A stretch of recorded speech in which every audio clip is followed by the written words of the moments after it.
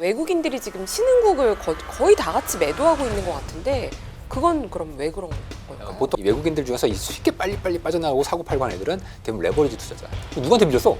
다른 어떤 은행에서 빌린 거예요. 근데 그 은행은 얘네들한테 빌려줄 때 신용 한도를 수시로 점검해요. 이러한 지정학적 우려가 생기잖아요. 그 신용 한도를 확 줄여버려요. 그럼 얘네들은 헤지펀드는 좋든 싫든 무조건 팔아야 돼. 레버리지를 줄여야 되기 때문에. 이거 마치 마진콜 당하는 거랑 되게 비슷합니다. 그래서 얘네들은 뭐 한국을 안 좋게 본 것도 있고 그동안 많이 들어갔던데 많이 올랐던데 피해 많이 입을 때 딱 보면 한국밖에 없어. 금이 원래는 팔 게 아닌데 이유가 있어요. 이번에 그 터키 중앙은행이 팔았어요. 사실 이번에 러시아도 팔 거 아니냐라는 얘기들이 좀 있었어요. 근데 중앙은행이 왜 금을 파냐? 환율이 때문에. 시장이 암울하다고 포기하시겠습니까? 4월 12일 이선혁 대표가 생존 전략을 직접 들려드립니다. 예약은 고정 댓글을 참고하세요. 지금 유가가 언제 잡힐지 모르니까 금리도 마찬가지로 춤을 출 것 같긴 해요. 그래도 보시기에 이 종합적인 상황을 두고 봤을 때 금리는 미국채, 한국 국채 어떻게 될 거로 보십니까? 금리 안에 가장 중요한 부분이 인플레이션이죠. 인플레이션 기대가 금리 안에 들어가 있습니다. 상당히 큰 포션으로. 자, 그런데 이거에 대한 시장의 기대가 이미 있어. 아까 파월이 유가 오르다가 떨어질 거다 이렇게 얘기했잖아요. 시장도 똑같아요. 생각하는 게. 그리고 시장은 거기 하나 더 가요. 경제가 나빠지고 있는데 유가 혼자 올랐어요? 그리고 유럽이랑 뭐 호주, 일본 긴축한데? 그럼 경제 더 망하겠네? 단 그게 언제 올지 모르겠지만 좀 먼 미래인 것 같다. 먼 미래라는 게 뭐 그렇게 먼 미래는 아니지만 이거를 어떻게 알 수 있냐면 어려운 말 좀 쓰겠습니다. 포워드 스왑으로 알 수 있습니다. 인플레이션 포워드 스왑. 네. 아주 어려워요. 어렵습니다. 3페이지. 쉽게 설명해 주세요. 3페이지의 그림을 잠깐 지금 보시죠. 마음이 힘들어서 머리도 더 힘들어요. 네. 이게 뭐냐면 이런 거예요. 친절하게 설명해 주세요. 네. 자, 사람들이 물가에 대한 미래 경로를 그릴 때 보통은 이렇게 올라가겠지 혹은 이렇게 내려가겠지 이렇게 보통은 생각해. 네. 이렇게. 근데 특이한 케이스가 있어요. 어떤 경우가 있냐면 한번 찍고 내려갈 거다. 네. 전쟁이 대충 언제쯤 끝날 거다 이런 전망인가요?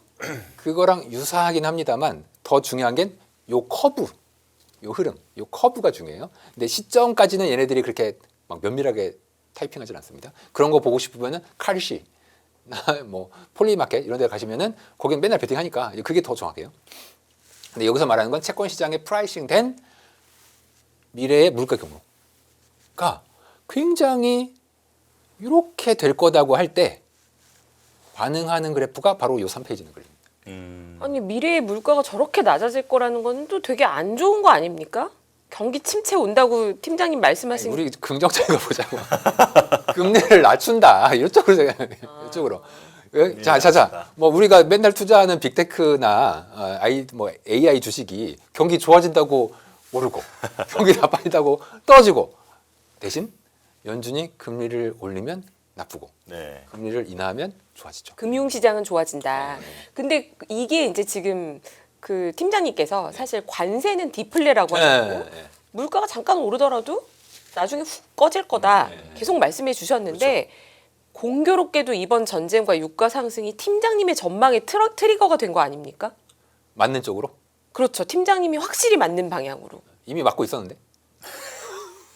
아직 그러니까 팀장님께서 신뢰하지 않으시는 공식 통계로는 아직 안 나오고 있었잖아요. 살짝 애매한 관세가 디플레라고 라고 하던 중에 이가 나왔다. 네. 그럴 수 있습니다. 그럴 수 있고 이제 전쟁이 충격을 주니까 경제에. 저는 사실 이번 전쟁도 사실은 디플레 쪽이다라고 보는 입장이에요. 뭐 지금 한 2, 3개월 얘기가 아니라 왜냐면은 인플레라는 건 결국 사람들의 경제 활동이거든요. 근데 전쟁 나고 유가 오르는데 누가 경제 활동을 하겠어요. 그렇다고 이게 통화량을 늘린 것도 아니지 않습니까? 오히려 통화량은 줄지. 그럼 통화량과 사람들의 경제 활동을 곱한 게 결국은 물가와 성장인데 물가 성장이 높아질 수가 없어. 요 그림 하에서는. 네. 다만 이제 CPI라는 건 계산 과정상 소비의 가중치가 단기적으로는 고정이기 때문에 이게 휘발유 가격이나 유가가 오르면은 오르는 것처럼 처음에는 나와요. 아까 걸프전 때도 그렇지만. 근데 그 이후에는 굉장히 디플레적인 압력으로 이제 가지 않습니까? 저는 사실은 지금 이란 전쟁 아니었어도 관세 디플레가 이미 2월, 3월부터 좀 심해지고 있었다는 시그널을 좀 몇 가지 민간 지표에서 체크하고 있었는데 전쟁 때문에 이게 이제 싹 사람들의 관심에서 이제 벗어나고 뭐 먼 미래 또 뭐 디플레 압력이 생길 텐데 그때는 또 사람들이 이거 다 전쟁 때문이야 이러겠지. 근데 사실은 뭐 전쟁 때문일 수도 있고 더하기 디플레 압력이 관세 때문에 생길 수 있으니까 관세가 이제 1년 시차가 있어요. 1년 시차 이후에 디플레 압력을 강하게 만들어요. 그러면은 만약에 5월까지는 이제 사람들이 많이 힘들겠지만 4월, 5월까지는 5월 지나서 이제 유가가 아까 걸프전 마냥 다시 안정이 되고 관세 디플레 나타나고 그럼 물가도 다시 안정이 될 수 있고 그럼 연준도 다시 아까 걸프전 때 보셨죠? 그 갑자기 유가 떨어지자마자 바로 금리 내리잖아요. 그런 상황이 오면 금융시장은 잠깐 힘들 수 있지만 이제 5월이 지나면은 좋아질 수 있다. 가뜩이나 미국 경제가 안 좋아지고 있지 않습니까? 사모신용이 터진다는 얘기는 미국의 이 하부를 바치고 있는 중소기업들이 힘들다는 얘기, 고금리에 걱정을 하고 있다는 얘기이기 때문에 저 현재 미국 금리는 이 사람들을 버틸 수가 없다. 결국 인하할 수밖에 없습니다. 물가만 안정이 되면. 지금 2008년도도 말씀해 주셨는데요.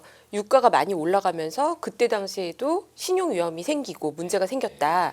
그러면 지금도 어쨌거나 사모 신용 시장은 문제가 더 확산되는 국면이라고 봐야 하는 걸까요? 401k 덕분에 급한 불은 꺼지는 국면으로. 401k는 언제부터 얼마나 사줄 수 있는 겁니까? 사실은 그거는 조금 애매합니다. 네. 다만 원래 이미 트럼프는 401k에 대한 퇴직연금에서 담을 수 있는 방안을 이미 지난 8월에 사인을 했어요. 이미. 다만 이번에 이제 얘기한 건 뭐냐면 그 구체적인 실행 방안을 좀 더 앞당겨서 집행을 해라라는 얘기고 궁극적으로 뭐 전체 401k 중에 뭐 10에서 20%까지도 담아라라는 얘기이기 때문에 중요한 건 금액. 이제 방금 말씀하신 매수 금액이 얼마나 되냐도 있겠지만 사실 어떤 면에서 의미가 있는 건 앞으로 401k가 10%나 사모를 담는다고? 그럼 이쪽 시장이 리파이낸싱만 되면 돼요. 요 자금이 새로 들어와서 리파이낸싱만 돼도 기존 투자자들 엑시트하고 새로운 투자자가 들어가고만 하더라도 장이 확 살아납니다. 그러면 갑자기 뉴스에서 뭐 요즘 특히 문제가 이제 환매 이슈인데 이 환매 이슈들만 수면 아래에 싹 가려지면 요 얘기가 또 조용해집니다. 그 잘 보시면 과거에 사모 관련된 뉴스가 몇 번 있었잖아요. 작년 8월에도 있었고 이번 2월에도 있었고. 근데 이게 잘 보면 사모에서 터져가지고 뉴스가 나오잖아요. 잘 보세요. 2월 달에 왜 사모가 문제가 되냐면 AI 때문에 소프트웨어 구독 경제 사람들이 힘들어질 거다. 잠깐 이쪽에 대출 많이 해준 애 누구야? 봤더니 사모가 있어. 이렇게 타고 들어왔어. 그리고 작년 8월인가 10월에도 퍼스트 브랜드랑 스트라이컬러 문제가 된 것도 지방은행들의 론이 부실화됐는데 지방은행들 중소기업 뭐 이거 누가 제일 많이 해줬어? 타고 들어보니까 사모론이 문제가 됐어. 제 얘기는 사모론이 스스로 문제가 돼서 밖으로 잘 안 나와요. 그 얘기는 이게 덮기가 쉬워요. 지금 근데 제가 계속 불안한 질문만 드리게 되는데 역할이시니까. 네. 아니 지금 401k가 좋다 이거죠. 뭐 사모 대출도 사준다. 네. 그렇다고 하더라도 지금 안전자산이라고 했던 금값까지 빠지고 시장에 지금 유동성이 없는 거 아니야? 미국의 단기자금 시장이 수상한데 이런 얘기에 대해서 어떻게 보십니까? 유동성이 줄면 어쨌거나 주식이든 채권이든 지금 다 안 좋은 거 아닙니까? 유동성 자체는 크게 문제가 없습니다. 특히 달러 유동성은. 왜냐하면 연준이 이미 12월부터 양적 완화를 월 5천억 달러씩 하고 있잖아요. 지금 그 얘기가 뉴스에 안 나오는데 계속 매월 5천억 달러씩 사고 있어요. 연준 밸런스 시 이제 늘어나고 있습니다. 이건 본원 통화를 공급하는 거고. 물론 이것보다 더 큰 게 지금 글로벌리 서로 매도에 대한 우려. 뭐든지 그냥 자산 다 팔아버린다 이제 하는 건데 이제 이거에 대해서는 하나는 걱정하죠. 기준금리를 인상할까봐. 인상하면 유동성이 마르는 건 사실이에요. 저는 파월이 제발 그러한 실수 오늘 얘기했듯이 그나마 좀 안심이 되는데 그러한 과거의 실수를 반복하지 않을 가능성이 그래도 미국은 다른 나라는 실수 반복해요. 근데 미국은 그런 실수를 반복하지는 않을 것이다. 그게 첫 번째고 두 번째는 제가 질문이 뭐였지? 단기 자금 단기 자금 시장에 시장. 문제가 있는 게 네. 아닐까? 아까 금 팔았다 그랬죠. 네. 금이 원래는 팔 게 아닌데 이제 이유가 있어요. 이번에 그 터키 중앙은행이 팔았어. 터키 중앙은행이 보유한 금의 대략 10분의 1을 팔았습니다. 엄청난 거예요. 중앙은행이 순식간에 10분의 1 판 건 엄청 큰 거고 원래 터키가 옛날부터 러시아랑 같이 해서 금을 이제 많이 샀던 거고 사실 이번에 러시아도 판 거 아니냐라는 얘기들이 좀 있었어. 근데 중앙은행이 왜 금을 파냐? 이게 사실 더 중요한 얘기인데 환율 때문에 그래요. 환율. 터키가 겉으로는 자유변동 환율제인데 실제로는 거의 고정 환율제 비슷하게 관리 변동 환율제를 쓰고 있어요. 그런데 터키가 기름이 안 나거든요. 그 주변에서 다 수입을 하는데 네. 다 중동 국가들을 보니까 얘네도 우리나라 마냥 환이 방어가 안 되는 거야. 아. 그래서 근데 이제 터키가 또 달러를 별로 안 갖고 있어요. 터키 중앙은행도. 그러다 보니 팔 게 금밖에 없어. 금 팔고 달러를 산다고요? 금 팔고 달러를 사면서 환율을 조정을 시켜주는 거죠. 그런 면에서. 그래서 이 외환이 그런 면에서 되게 중요합니다. 그렇다면요. 지금 환율 말씀해 주셨으니까 환율로 바로 넘어가죠. 네. 지금 환율이 정말 심상치 않잖아요. 잠깐죠. 1,500원도 불안했는데 1,530원 숫자를 보니까 네. 마음이 매우 좋지 않은데요.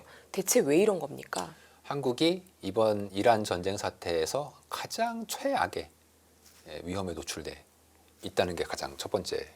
왜 하필 우리가 최악이에요? 중동에서 원유를 워낙 많이 수입하는데 원유 가격은 200불씩 하니까 반도체 아무리 팔아봐야 이거 다 까먹는다. 원유 수급, 그 달러 수급이 이제 안 좋아질 것이다. 첫 번째. 두 번째는 한국 증시가 너무 많이 올랐어요. 네. 네. 그나마 많이 올랐어.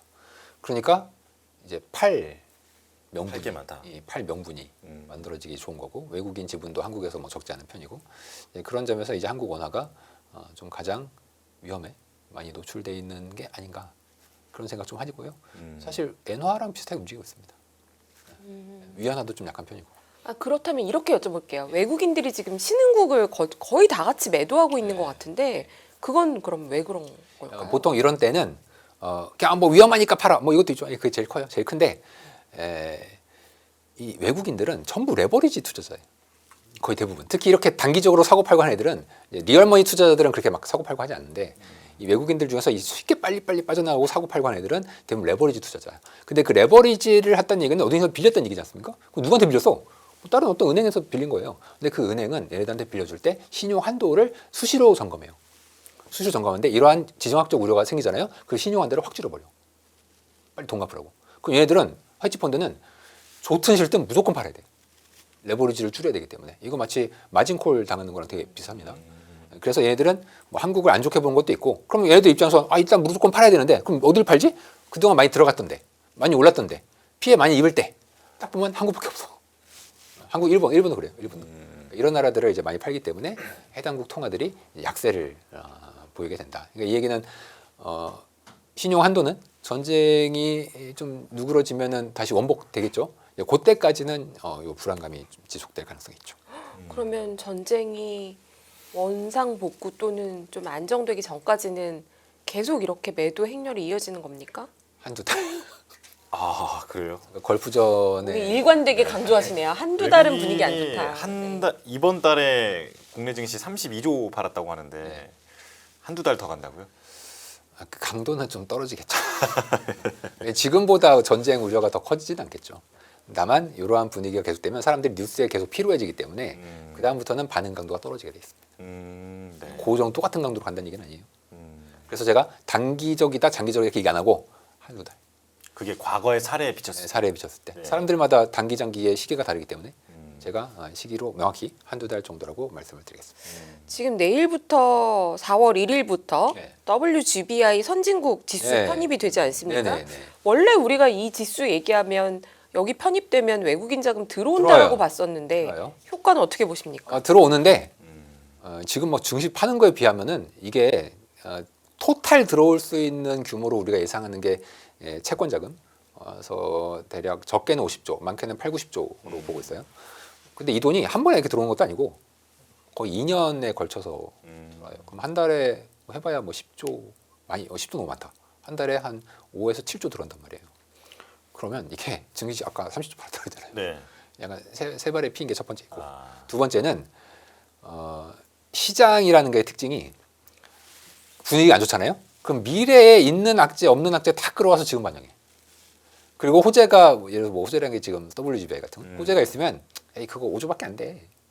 원래 알던 거잖아. 뭐. 네, 그리고 원래 그거 뭐 새로운 뉴스도 아니야. 그래서 이렇게 좀 폄하하면서 반영을 좀 덜합니다. 근데 이게 반대로 시장이 뭐 반등한다거나 좋아지잖아요. 그러면은 야, 악재는 이미 다 반영됐어. 미래에 이런 호재도 있고 이런 호재도 이런 호재도 있고 이거 지금 빨리 반영하자. 이런 식으로 움직이기 때문에 지금은 이제 분위기가 안 좋으니까 WGBI가 힘을 쓰기가 조금 어려운 상황이다. 좀 길게 보실 필요가 있을 것 같습니다. 지금 새로운 한은 총재 후보 네. 인터뷰가 있었지 않습니까?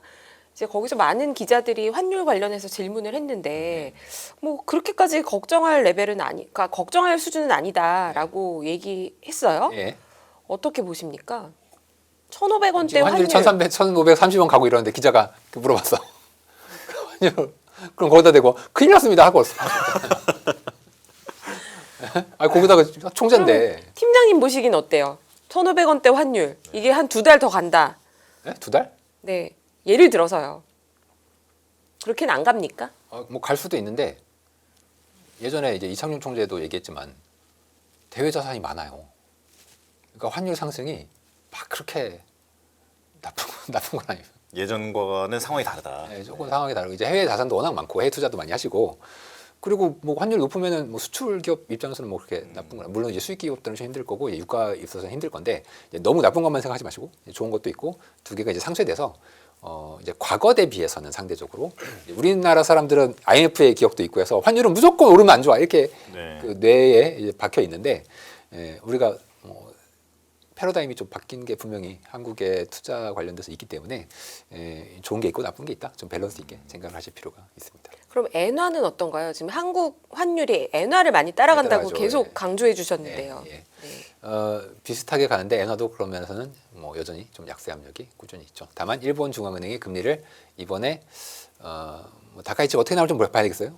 그런데 일본 아까도 보셨지만 걸프전 때도 일본이 금리를 올렸지 않습니까? 그래서 이번에도 원래 인상 기조였어요. 일본은 원래부터 그러니까 느리게 하냐 빨리 하냐의 이제 차이만 있었는데 인상 속도를 약간 당기는 가능성이 저는 있을 수 있다. 엔화가 이제 워낙 약해지면은 네. 그럼 아마 한국도 원화도 좀 비슷하게 엔화를 따라가면서 안정될 것을 생각을 해보자. 저는 그러면 유가가 네. 전쟁이 끝나더라도 당분간은 뭐 예전처럼 안 떨어지고 계속 높은 수준을 유지할 거다라는 전망이 좀 지배적이잖아요. 왜요? 뭐 일단은 생산 시설 자체도 뭐 문제가 있다. 시설에? 네. 왜? 그렇지 생산 않나요? 시설도 타격했다라는 네. 타격도 했고 얘기가- 뭐 이미 네. 감산도 시작했으니 그 걸프전들은 생산시설 다 부쉈는데도 아까 떨어졌잖아요. 그 기간이 그래도 꽤 걸리지 않았습니까? 한 뭐 길게 보면 한 6개월 걸렸죠. 네. 그러면 일단은 뭐 제가 이쪽은 전문가는 아니니까 그렇다면 어쨌든 환율이 다시 예전처럼 뭐 60, 70선은 아니고 그 위에서 계속 당분간은 움직인다라고 보면 그러면 지금 최근에 원달러 환율 보면 유가랑 같이 비례해서 움직이는 느낌이었는데 네. 그러면 전쟁 끝난 이후에도 환율은 고환율을 상당 기간 유지하는 건지 원유 따라가겠죠. 그냥 그렇게 따라가는 겁니까? 네. 고환율이 상당히 좀 지속될 수 있다라는 말씀이시네요. 유가가 다시 돌아갔는데 걸프전 때. 그러면은 다시 떨어질 거라고 생각하시는 거예요, 네. 유가가요? 안 떨어 아니 저는 과거를 보는 사람 미래를 잘 몰라. 과거는 거의 모든 분쟁 시기마다 거의 똑같아요 패턴이. 다시 와요. 물론 그때도 다들 뭐 공급 부족의 뭐 10%다. 생산 시설 다 터졌다. 전쟁을 지금 무슨 유가? 근데 떨어졌어. 왜 떨어져 있는 거지? 그럼 이렇게 여쭤볼게요. 유가가 올라갈 때는 올라간다고 걱정하지만 네. 전쟁이 어떤 상황이든 간에 유가가 고점 찍고 내려가는 속도가 또 너무 빠르면 네. 그때도 또 문제가 생기지 않습니까? 그때는 경기가 나빠서 떨어지나 보다 이런 얘기 하겠죠. 2008년도에 사실 그런 그랬어요. 모습을 그랬어요. 보였잖아요. 네. 이번에는 어떻게 보십니까? 그러니까 우리가 유가가 앞으로 한두 달 더 오를 수 있다. 그리고 그 이후에 내려갈 거다. 여기까지 좋습니다. 네. 그런데 한 달 동안 유가 올라가는 것만 참으면 되는 구간인 건지 네. 내려가는 구간에도 여전히 조심해야 되는 구간인지가 궁금하거든요. 자, 내려가는 구간은 뭐 저희는 있다. 뭐 흐름은 다 똑같이 그렇게 보고 있습니다. 중요한 건 자 내려갈 때 해석을 좋게 할 거냐 나쁘게 할 거냐 이게 핵심이에요. 네. 핵심이에요. 다른 건 핵심이 아니고 유가가 떨어질 때 이거를 나쁘게 해석할 거냐 좋게 해석할 거냐. 저는 경제는 나쁘나 금융시장은 좋다. 이게 말이 안 돼 보여요? 원래 그래. 원래 금융시장은 경제가 좀 나빠야 좋아요. 그냥 통화 정책이 좀 완화적이고 막 그러니까요. 예. 근데 보통 유가 고점에서 또 물가 상승률 고점까지는 또 시차가 좀 있지 않습니까? 아까 걸프전 때는 뭐 거의 시차가 없었습니다. 조금 있는데요. 왜냐면 지금 물가가 조금 늦게 떨어져. 물가가 조금 늦게 물가가 떨어져. 좀 늦게 떨어집니다. 늦게 떨어져요. 예. 고점 네. 유가 고점에서 한두 그래도 달? 한 한두 달? 한두 달은 또 시차가 있단 말이에요. 그럼 지금부터 우리가 인내해야 되는 구간은 유가 올라가는 한 달, 예. 그리고 내려가는 구간에서 물가는 또 그 이후에 떨어질 거기 예, 때문에 예. 최종 한 3개월은 최소한 참아야 되는 그렇긴 한데 연준이 금리를 또 빨리 내리면 다행입니다. 3개월 이내예요. 네. 연준이 정신을 뭐 다른 중앙은행들은 정신 차린다고 저는 생각하지 않아요. 연준이 정신을 빨리 차리면 실제로 거푸전 때 보세요. 연준이 금리를 빨리 내렸죠. 거푸전 때. 네. 단 이것은 이제 신용 위험이 좀 있어서 내린 게 있어요. 그거는 뭐 제가 인정합니다.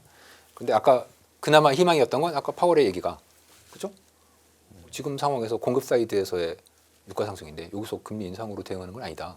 제가 볼 때 그 얘기를 하는 건 그 얘기를 한 중앙은행 총재는 파월이 거의 유리해. 역시 미국은 달라. 제가 중요한 걸 가지고 왔네요. 미국은 달라. 네. 지금 막 ECB 뭐 나가르 총재 뭐 이런 얘기하면 다 이상한 소리 할 거래요. 일본도 그렇고. 저는 그래서 미국은 그래도 희망을 가져볼 만하다. 거의 세상의 유일한 희망이다. 네. 예, 그러면 그 듀얼 맨데이트도 말씀을 해주셨는데 네. 예, 어쨌든 경제가 위쪽이든 아래쪽이든 극단적인 상황으로 가면 네. 그럼 물가와 고용 둘 중에 하나를 선택해야 되는 네, 그런 순간도 있을 것 같은데 미국이요? 네, 선택한다기보다는 밸런스를 늘 생각을 하죠. 그러니까 선택이라기보다는 이제 원 하나가 걱정이 덜해지는 네. 쪽이 좀 더 정확하죠. 근데 뭐 보도로 보면 네. 물가는 좀 놓더라도 네. 고용을 더 신경 쓸 거다라고들 얘기를 많이 하던데 그래요? 어떻게 전망하십니까? 그래요? 사람들 그래요? 제가 뉴스를 다른 사람 의견을 제가 거의 안 보거든요. 근데 이제 그분들이 왜 그렇게 생각할까? 저는 그냥 이제 전해드리는 거. 그러니까 근데 자 보세요. 고용을 더 신경 쓸 거다. 지금까지의 연준은 좀 반대였어요. 고용은 나쁘지 않다. 연준 얘기예요. 제 얘기 가 아니고. 네. 지금까지 고용은 나쁘지 않고 물가는 관세 인플레 계속 얘기하고 있어요. 전쟁 전까지. 근데 관세 인플레는 오지 않았죠. 그런데 이번에 말이 바뀐 것 같아요. 제 느낌은 그래요. 네. 제 느낌은 이번에 고용은 물론 뭐 고용이 갑자기 마이너스 9만 건씩 나오고 하니까 근데 그때 나올 때도 늘 연준 사람들이 이렇게 나와서 얘기하는 건 아니 이민자가 줄어서 고용이 나쁘게 나오는 건 당연한 거다. 교과서에 그렇게 돼 있어요. 저는 동의하지 않지만 그렇게 말하다가 이거 바뀐 거야. 고용을 그러니까 이거는 비둘기적인 변화입니다. 비둘기적인 네. 변화. 왜냐하면 톤이 변하는 게 중요하거든요. 지금의 말보다 톤이 이제 과거에보다 어떻게 변했느냐가 중요한 건데 저는 그런 면에서는 제 생각과 조금 더 가까워졌죠. 그 연준의 생각들이 이 이민자는 이민자인 거고 더 중요하게는 미국 경제가 나빠서 고용이 나쁜 건데 그래서 고용을 더 신경 쓰는 거다. 이것은 분명히 유가 급등에도 불구하고 연준은 확실히 다르다. 생각할수록 연준을 칭찬하게 되네. 처음 아니십니까? 그러니까요. 팀장님께서 연준 칭찬하신 거는 저희 연합뉴스 경제TV 방송 출연 사상 최초의 일인 것 같은데요. 그런 것 같습니다. 시간이 많지 않은데 연준 미안. 연준 칭찬하시니까 제가 이 질문은 드려야겠어요. 네. 저는 2008년이 너무 무서웠어요. 네. 개인적으로. 네. 근데 전 지금도 굉장히 무섭습니다. 네. 2008년에 연준은 금리를 안 올렸지만 네. ECB는 올리지 않았습니까? 네. 그리고 무너졌어요. 네. 이번에도 그럴 가능성에 대해서 어떻게 보십니까? 있어요. 일본이 올릴 수도 있고 유럽이 올릴 수도 있지 않습니까? 있어요. 있는데 이제 당시에 무너진 게 금리 인상 때문에 무너졌다.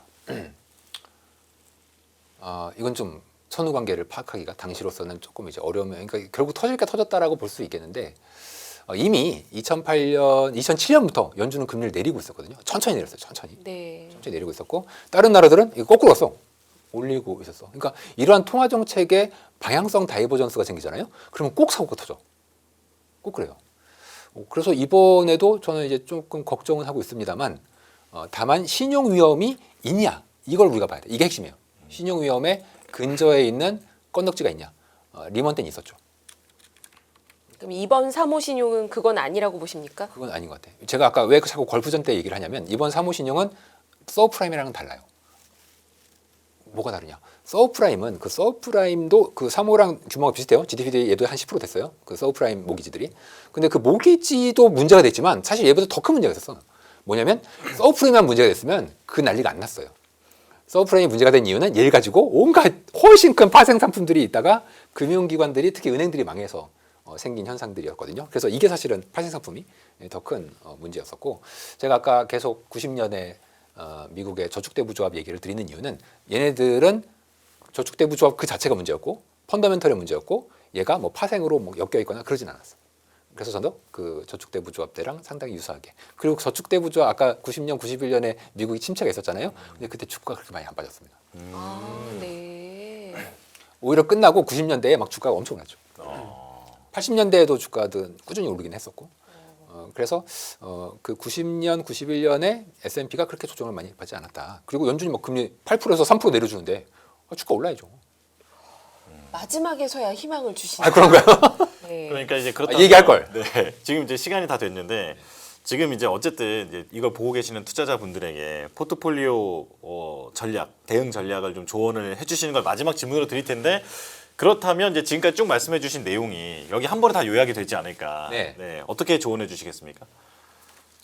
한 달만 참자. 한 달만 참자. 네. 왜냐하면 아니, 저도 지금 계좌 열어보면 다 터져 있어요. 네. 지금 돈 별로 있지도 않은데 네. 다 터졌어. 슬퍼요. 자, 근데 가령 뭐 주식도 싸고 채권은 더 싸. 뭐 금은 뭐 쌀 수도 있고 아닐 수도 있고 뭐 그런데 사고 싶거든요. 내가 버틸 수 있으면 사도 돼요. 보통 못 버텨. 특히 한국인들은 성격이 급하기 때문에 못 버텨요. 그럼 이런 못 버티는 사람들은 어떻게 사야 되냐면 추세가 바뀔 때 추격해서 들어가야 돼요. 그래서 추격해서 들어가려면 앞으로 한두 달 정도는 더 보셔야 돼요. 그래서 아까 걸프전 사태를 계속 보여드리는 이유가 3개월 동안 유가가 당시에 거의 2, 3개월 동안 올랐기 때문에 지금 이제 딱 한 달 좀 넘었지 않습니까? 그래서 아직은 잘 모르고 트럼프랑 일하는 사람들도 이게 어떻게 될지 미국 뭐 끝내고 싶은데 자기들도 앞으로 협상이 어떻게 될지 이제 모르는 게 현실이기 때문에 사람들은 싸니까 들어가. 아니 그럼 미리 사면 안 돼. 예. 성격 급하신 분들은 나는 뭐 사놓고 그냥 HTS 꺼놓고 난 잔다. 뭐 그런 분들은 지금 사놓도 돼요. 뭐 주식이든 채권이든 다 싸니까. 그런데 보통은 그런 분들이 잘 안 계시기 때문에 한국 분들은 특히 성격이 급하시고 추세 바뀔 때까지 한 달 정도 더 기다리시죠. 네. 알겠습니다. 일비하지 말고 네. 한 달만 좀 참자. 네, 이렇게 마무리하겠습니다. 문홍철 DB증권 자산전략팀장과 함께했습니다. 고맙습니다. 감사합니다. 고맙습니다.